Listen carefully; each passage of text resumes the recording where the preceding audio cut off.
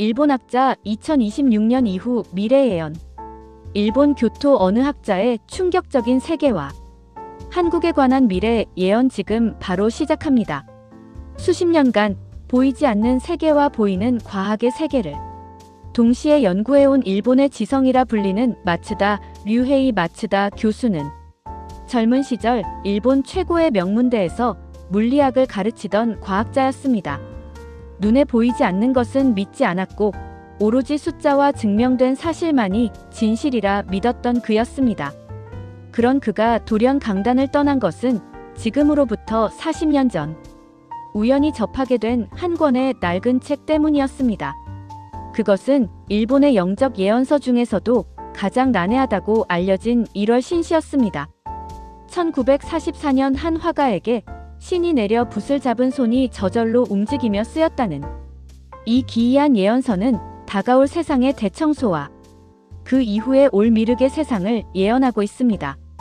마츠다 교수는 이 책을 연구하던 중 과학으로는 설명할 수 없는 경험을 했고 그날 이후 하늘의 소리를 듣고 미래를 보는 눈을 뜨게 되었습니다.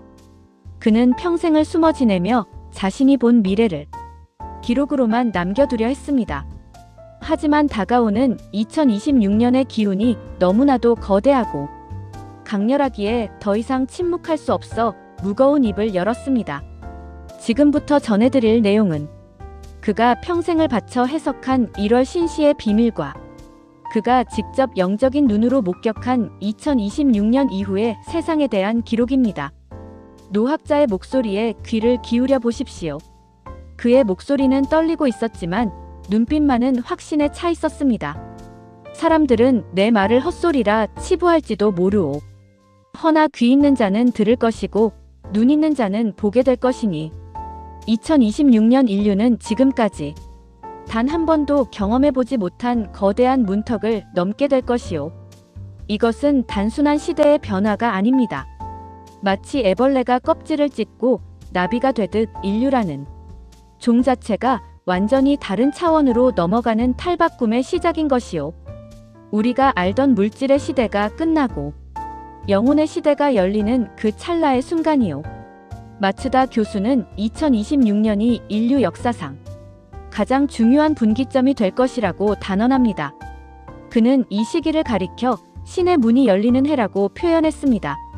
지금까지 우리는 열심히 일해서 돈을 벌고 그 돈으로 물건을 사며 풍요를 누리는 것을 행복이라 여겼습니다.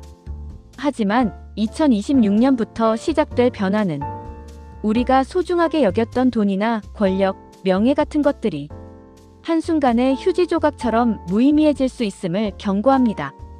그가 본 미래의 첫 번째 징조는 바로 인간의 머리를 뛰어넘는 생각하는 기계들의 등장이었습니다. 우리는 이것을 기술의 발전이라 부르지만 마츠다 교수는 이것을 영적인 시각에서 전혀 다르게 해석했습니다. 잘 들으시오.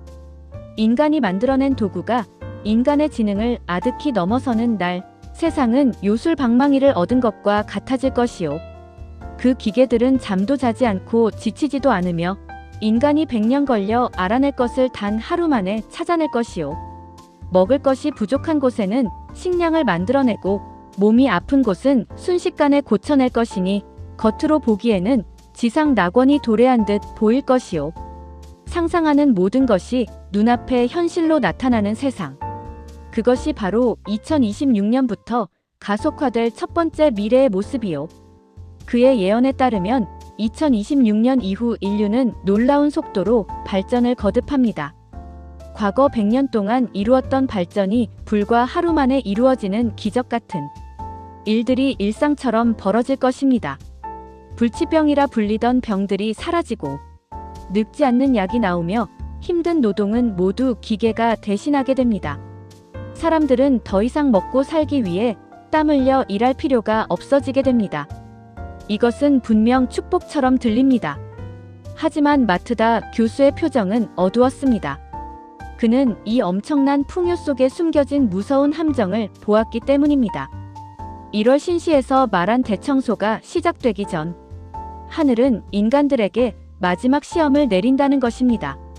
그것은 바로 편리함과 욕망이라는 시험입니다. 하늘은 인간에게 감당할 수 없을 만큼의 풍요를 내려줄 것이요. 원하면 무엇이든 가질 수 있는 세상 말이요. 하지만 기억해야 하오. 배가 부르면 사람은 간절함을 잃고 몸이 편하면 정신은 썩기 마련이요. 이 생각하는 기계들이 가져다줄 풍요는 역설적으로 인간의 영혼을 시험하는 가장 큰 장애물이 될 것이요. 물질이 차고 넘칠 때 사람들은 비로소 물질 너머에 있는 무언가를 찾기 시작하거나 아니면 쾌락에 빠져 스스로 파멸하거나 둘 중 하나의 길을 걷게 될 것이요. 이것이 바로 2026년부터 2030년 사이에 벌어질 첫 번째 흐름이요. 마트다 교수의 예언은 여기서 멈추지 않습니다. 그는 이 급격한 기술의 발전이 결국 인류를 전혀 예상치 못한 방향으로 이끌 것이라고 말합니다. 모든 것이 풍족해진 세상에서 사람들은 아이러니하게도 더 큰 공허함을 느끼게 됩니다. 아무리 좋은 물건을 가져도 채워지지 않는 마음의 빈자리. 바로 그때 인류는 눈에 보이는 세상이 전부가 아니라는 것을 깨닫게 됩니다. 그리고 그 깨달음은 기술의 도움을 받아 지금까지 미신이나 종교의 영역으로만 여겨졌던 영혼의 세계를 현실로 끄집어내게 됩니다. 기계가 모든 것을 다 해주는데도 인간은 외로울 것이요. 그때 사람들은 깨달을 것이요. 아, 내 육신이 편안하다고 해서 내 영혼이 행복한 것이 아니구나. 이 거대한 허무함이 세상을 덮칠 때 인류는 비로소 하늘을 올려다보게 될 것이요. 그리고 놀랍게도 그 생각하는 기계들은 인간에게 물질을 주는 것을 넘어 보이지 않는 세계의 문까지 두드리게 될 것이요. 과학이 고도로 발달하면 결국 신비와 만난다는 말이 있지 않소. 2026년 이후 우리는 바로 그 지점을 목격하게 될 것이요. 지금까지 과학자들은 눈에 보이지 않는 영혼이나 사후 세계, 기와 같은 것을 미신이라 무시해왔습니다. 하지만 2026년 이후 급격히 발달한 과학은 마침내 물질과 비물질의 경계를 허물어버리게 됩니다. 눈에 보이지 않는 세계가 실제로 존재하며 우리의 마음과 생각이 실제 에너지로 작용한다는 것을 기계가 증명해내는 날이 온다는 것입니다. 이것은 종교가 말하던 믿음의 영역이 과학이라는 안경을 쓰고 현실로 드러나는 충격적인 사건이 될 것입니다. 참으로 아이러니한 일이요. 신을 부정하던 과학이 결국 신의 존재를 증명하게 생겼으니 말이요. 기계가 발달하다 못해 결국 보이지 않는 파동의 세계까지 읽어내게 될 것이요. 여러분이 마음속으로 나쁜 마음을 먹으면 그 파장이 검은색으로 나타나고 좋은 마음을 먹으면 황금빛으로 나타나는 것을 기계가 눈으로 보여주는 세상이 온다는 뜻이요. 그때가 되면 사람들은 알게 될 것이요. 우리가 죽으면 끝이 아니라는 것을 육신은 오실 뿐이고 영혼은 영원히 존재한다는 사실을 과학적으로 알게 되는 것이요. 이것은 인류 역사상 가장 큰 충격이자 새로운 차원으로 넘어가는 열쇠가 될 것이요. 마츠다 교수는 이 시점을 기점으로 세상이 물질의 시대에서 영성의 시대로 완전히 전환된다고 예언합니다. 하지만 이 변화는 조용히 오지 않습니다. 기존의 질서가 무너지고 새로운 질서가 세워질 때는 반드시 큰 진통이 따르기 마련입니다. 1월 신시에서 예언한 대청소가 바로 이 시기에 시작됩니다. 세상의 파동이, 즉 세상의 기운 자체가 고차원적으로 바뀌기 시작하면서 그 맑고 높은 기운에 적응하지 못하는 탁한 기운을 가진 존재들은 더 이상 이 땅에 발 붙이기 어렵다는 무서운 경고입니다. 이것은 누가 벌을 주는 것이 아닙니다. 마치 여름이 가고 겨울이 오면 여름 옷을 입은 사람이 견디지 못하는 것과 같은 자연의 이치입니다. 2029년이 지나고 2030년을 향해 갈 때 세상의 공기가 바뀔 것이요. 숨쉬는 공기가 바뀐다는 게 아니라 하늘과 땅을 채우고 있는 기운이 바뀐다는 말이요. 이때부터는 거짓말을 하거나 남을 해치려는 마음, 욕심으로 가득 찬 마음을 가진 사람들은 숨을 쉬기가 답답해질 것이요. 바뀐 세상의 맑은 기운과 그들의 탁한 마음이 충돌하기 때문이요. 반면 마음을 맑게 닫고 남을 위하는 사람들은 날아갈 듯 몸이 가벼워지고 머리가 맑아질 것이요. 이것이 바로 하늘이 솎아내는 작업, 즉 알곡과 죽정이를 가르는 일이 시작되는 것이요. 이때부터 세상은 두 쪽으로 갈라지기 시작할 것이요. 교수의 말대로라면 2026년 이후의 미래는 우리에게 축복이자 동시에 엄중한 심판의 시기가 될 것입니다. 기술이 가져다준 풍요 속에서 영성을 되찾느냐, 아니면 물질의 노예가 되어 사라지느냐, 그 갈림길에서 인류는 운명을 건 선택을 하게 됩니다. 마츠다 류헤이 교수는 1월 신시의 핵심 내용을 한마디로 가을의 추수라고 정의했습니다. 농부가 봄부터 여름까지 땀 흘려 농사를 지은 뒤 가을이 되면 낫을 들고 밭으로 나가 알곡과 쭉정이를 가려내듯 우주도 인류를 상대로 거대한 타작을 시작한다는 것입니다. 2030년을 전후로 벌어질 이 현상은 눈에 보이는 전쟁이나 천재지변보다 훨씬 더 은밀하고 근원적인 변화입니다. 교수는 이것을 영적인 체질 개선이라고 설명했습니다. 세상의 기운이 너무나 맑고 고귀하게 바뀌기 때문에 욕심과 미움, 질투와 같은 탁한 마음을 품고 사는 사람들은 그 기운을 견디지 못하고 스스로 도태된다는 것입니다. 많은 예언가가 불이 떨어지고 물이 덮치는 재앙을 말하지만 내가 본 미래의 진짜 모습은 그리 요란하지 않소. 그저 조용히 그러나 확실하게 솎아냄이 일어날 뿐이요. 마치 가을바람이 불면 죽은 가지와 낙엽이 힘없이 떨어져 나가듯 말이요. 앞으로 닥칠 세상에서는 돈이 많거나 힘이 세다고 살아남는 것이 아니요. 오직 마음의 결이 고운 사람, 영혼이 맑은 사람만이 바뀐 세상의 공기를 호흡할 수 있어. 반대로 남을 속이고 제 배만 불리던 자들은 아무런 변명도 없이 시름시름 앓거나 갑자기 정신을 놓아버리는 괴상한 일들을 겪게 될 것이요. 이것은 병이 아니라 바뀐 천지에 적응하지 못한 부작용이요. 교수는 이 시기의 의학으로는 설명할 수 없는 기이한 현상들이 전 세계적으로 나타날 것이라 예언했습니다. 병원에 가도 원인을 알 수 없는데 몸이 불덩어리처럼 뜨거워지거나 가위 눌린 듯 숨을 쉬지 못하는 사람들이 넘쳐난다는 것입니다. 사람들은 이것을 새로운 유행병이라 부르며 공포에 떨겠지만 마츠다 교수는 이것이 영혼의 무게를 재는 과정이라고 말합니다. 물질에 집착하여 영혼이 무거워진 사람은 가라앉고 마음을 비워 영혼이 가벼워진 사람은 떠오르는 시기. 이것이 바로 1월 신시에서 그토록 경고했던 대청소의 실체입니다. 이 과정에서 안타깝게도 준비되지 않은 많은 인구가 세상을 떠나게 되지만 교수는 이를 두고 슬퍼할 일이 아니라 썩은 살을 도려내고 새살이 돋는 치유의 과정으로 받아들여야 한다고 강조했습니다. 이러한 영적 대청소는 개인에게만 일어나는 것이 아닙니다. 국가와 문명 단위에서도 거대한 지각 변동이 일어납니다. 마츠다 교수는 지도를 가리키며 서쪽을 쳐다보았습니다. 지난 수백 년간 세계를 지배해온 서양 문명, 즉 유럽과 미국의 시대가 저물어가고 있음을 본 것입니다. 그는 서양 문명을 불의 문명이라 칭했습니다. 불처럼 타오르며 팽창하고 물질을 태워 에너지를 얻는 방식이 한계에 다다른 것입니다. 해는 동쪽에서 떠서 서쪽으로 지는 법이요. 문명의 기운도 마찬가지요. 지난 세월 서양은 물질이라는 거대한 탑을 쌓아 올렸어. 그들은 눈에 보이는 것을 정복하고 지배하는 데는 성공했지만 그 과정에서 사람의 마음은 황폐해졌어. 이제 그 불의 시대가 끝나가고 있어.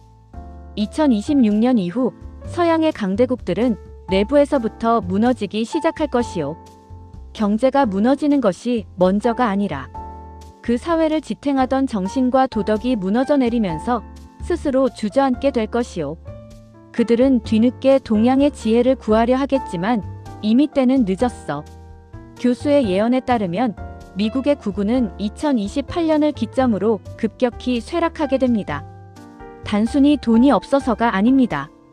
나라 안에서 서로 옳다니 그르다니 싸우는 분열이 극에 달해 국가로서의 기능을 잃어가기 때문이요. 반면 그동안 서양의 그늘에 가려져 있던 동양, 특히 동북아시아 지역으로 지구의 혈이 이동하게 됩니다. 교수는 이것을 물의 시대 혹은 정신의 시대가 도래한다는 것입니다. 차분하게 가라앉혀 생명을 살리고 조화와 상생을 중시하는 동양의 사상이 새로운 세계의 표준이 된다는 것입니다. 여기서 마츠다 교수는 자신의 조국인 일본의 운명에 대해서도 냉정하고 충격적인 예언을 내놓았습니다. 많은 일본이 세계의 중심이 되기를 바라지만 교수가 본 미래에서 일본은 주인공이 아니었습니다. 그는 1월 신시의 해석을 통해 일본의 역할을 길을 여는 자, 혹은 문을 지키는 자로 규정했습니다. 주인공이 등장하기 전에 무대를 청소하고 조명을 켜는 역할이 바로 일본의 사명이라는 것입니다. 우리 일본인들에게는 뼈아픈 말이겠지만 인정해야 합니다. 일본은 세계의 중심이 될 그릇이 아니요. 우리는 다가올 미륵의 세상을 위해 굳은 일을 도맡아 하고 과거에 저지른 잘못을 씻어내야 하는 운명을 타고났소. 일본 열도가 겪게 될 지진이나 해일 같은 자연의 시련들은 그 업보를 씻어내기 위한 필연적인 과정이요. 일본은 서양의 기운을 가장 먼저 받아들여 동양을 오염시킨 죄가 있기에 그것을 청산하는 아픔을 겪어야만 해요.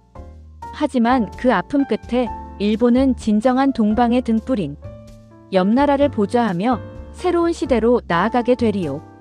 그렇다면 일본이 보좌해야 할 서양의 기운이 지고 난 자리에 새롭게 떠오를 태양은 과연 어디일까요?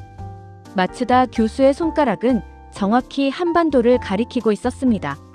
그는 한국을 단순히 발전할 나라 정도가 아니라 태초의 씨앗이 보존된 땅이라고 표현했습니다. 인류가 물질 문명의 끝에서 길을 잃었을 때 다시 시작할 수 있는 정신적 유전자가 고스란히 남아있는 곳이라고 말입니다. 세계 지도, 아니 지구 전체를 하나의 사람 몸으로 비유해봅시다. 서양은 손과 발이 되어 열심히 움직였고 이제 그 역할을 다했소. 그렇다면 생명의 기운이 모이는 곳, 영원히 숨쉬는 곳은 어디겠소? 바로 동북아시아의 저 작은 반도 한국이요. 2030년이 되면 전 세계가 알게 될 것이요. 우리가 잃어버린 인간다운 삶의 해답이 저곳에 있었다는 것을 한국은 이제 경제대국을 넘어 인류를 구원할 정신적 지도국으로 우뚝 서게 될 것이요. 마츠다 교수는 한국의 미래를 이야기할 때 가장 눈빛이 빛났습니다. 그는 한국이 겪어온 수많은 고난과 침략 그리고 분단의 아픔조차도 이 위대한 시대를 맞이하기 위한 훈련 과정이었다고 해석했습니다. 쇠는 두드릴수록 단단해지듯 한국은 역사라는 용광로 속에서 단련되어 이제야 비로소 그 찬란한 빛을 발할 준비를 마쳤다는 것입니다. 서양이 지는 해라면 한국은 이제 막 솟아오르는 아침해와 같습니다. 그리고 그 빛은 단순히 한국만의 영광이 아니라 전 인류를 새로운 차원으로 이끄는 등대가 될 것입니다. 마츠다 류헤이 교수는 2030년에 세계 지도를 그리며 한반도가 우리가 알고 있는 지금의 모습과는 많이 다를 것이라 예언했습니다. 그는 붓을 들어 한반도 주변을 크게 원으로 그리며 설명했습니다. 이 시기가 되면 국경선이라는 개념이 무색해질 정도로 한국의 영향력이 주변으로 뻗어나간다는 것입니다. 서양의 나라들이 힘으로 남의 땅을 빼앗고 깃발을 꽂는 패도의 길을 걸었다면 미래의 한국은 덕으로 사람을 품고 감화시키는 왕도의 길을 걷게 됩니다. 교수는 이것을 자석의 이치에 비유했습니다. 자석이 강한 힘을 내면 주변의 쇠붙이들이 저절로 끌려와 붙지 않소. 2026년 이후 한국이 뿜어낼 기운이 바로 그 강력한 자석과 같소이다. 억지로 총칼을 앞세워 땅을 넓히는 게 아니오. 한국이 가진 정신적인 빛, 그 홍익의 뜻이 너무나 크고 밝아서 주변에 살던 사람들이 나도 저 품에 안겨 살고 싶다며 스스로 울타리를 허물고 들어오게 되는 것이요. 이것이 바로 1월 신시에서 말하는 모든 것이 하나로 돌아가는 이치요. 가장 먼저 그 기운에 녹아내릴 것은 바로 남과 북을 가로막고 있는 저 녹슨 철조망이 될 것이요. 교수의 예언에 따르면 2028년 무렵 전 세계를 휩쓸 영적 대청소의 바람이 불 때 북쪽 땅에 닫힌 문도 봄눈 녹듯이 스르르 열리게 됩니다. 억압받던 북쪽 동포들이 먼저 깨어나고 남쪽의 형제들을 향해 손을 뻗게 된다는 것입니다. 교수는 이 과정이 너무나 순식간에 그리고 평화롭게 일어나 전 세계가 이것은 신의 조화다라고 무릎을 치며 감탄할 것이라 말했습니다. 총 한 방 쏘지 않고 피 한 방울 흘리지 않고 오랫동안 헤어졌던 형제가 한 집 살림을 합치는 기적. 이것이 한국이 보여줄 첫 번째 미래입니다. 하지만 놀라움은 여기서 끝나지 않습니다. 통일된 한국의 기운은 두만강을 넘어 저 광활한 만주벌판과 요동 땅으로 거침없이 뻗어나갑니다. 마츠다 교수는 고개를 들어 먼 북쪽 하나를 응시했습니다.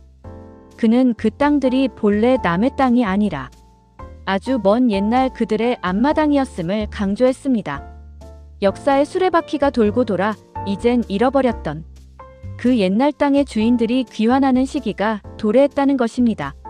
지도를 펴놓고 잘 보시오. 지금은 중국 땅이니 러시아 땅이니 줄을 그어 놓았지만 2030년대 중반이 되면 그 경계가 흐릿해질 것이오. 그곳에 사는 사람들, 특히 한국의 핏줄이 섞인 동포들이 먼저 한국의 기운에 동화될 것이오.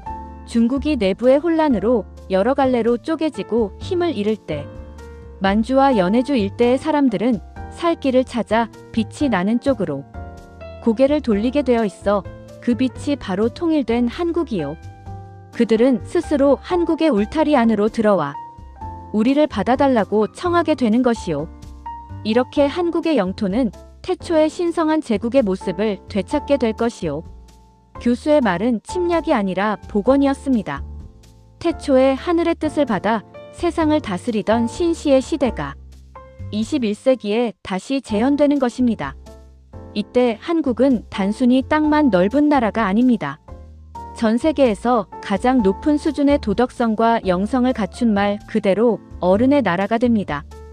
이러한 한국의 부상은 2026년부터 시작된 기술의 발전과도 절묘하게 맞아떨어집니다.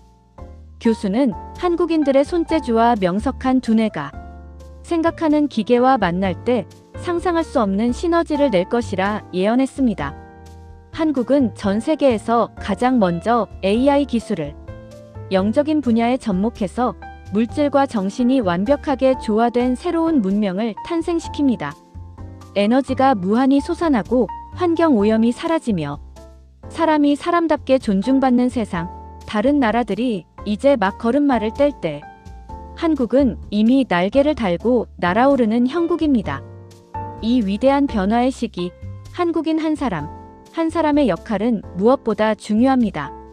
마츠다 교수는 한국인들을 향해 잠자는 사자가 아니라 잠에서 깬 신선이 되어야 한다고 당부합니다. 자신이 얼마나 위대한 혈통을 이어받았는지, 자신들의 조상이 얼마나 높은 뜻을 가지고 살았는지 깨달아야 한다는 것입니다. 한국인들이여, 거울을 보시오. 당신들의 눈동자 속에는 수천 년 전 하늘을 열고 땅에 내려와 세상을 가르친 유전자가 살아 숨쉬고 있소이다. 그러니 자부심을 가지고 준비하시오. 당신들의 나라가 세계의 지붕이 되는 날이 머지않았소. 교수의 목소리에는 부러움과 경외심이 섞여 있었습니다. 일본인으로서 자신의 나라가 주인공이 되지 못함에 대한 아쉬움도 있었겠지만 그보다 더 큰 것은 다가올 미래의 한국이 보여줄 찬란한 문명에 대한 학자로서의 감탄이었습니다.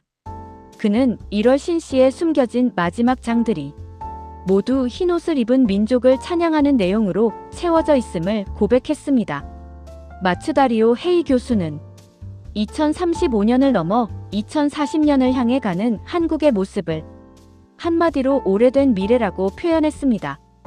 가장 먼 미래의 모습인데 가만히 들여다보면 마치 아주 먼 옛날 죄 없던 인류가 평화롭게 살았던 태초의 시대와 똑같다는 것입니다. 사람들은 흔히 미래 사회라고 하면 하늘을 나는 자동차가 빽빽하고 차가운 금속 건물들이 하늘을 찌르는 삭막한 풍경을 상상합니다. 하지만 교수가 1월 신시를 통해 본 한국의 미래는 정반대였습니다. 그곳은 흙 냄새와 풀 냄새가 향기롭고 맑은 물이 흐르는 거대한 정원과도 같았습니다. 2040년의 한반도는 이러할 것이요.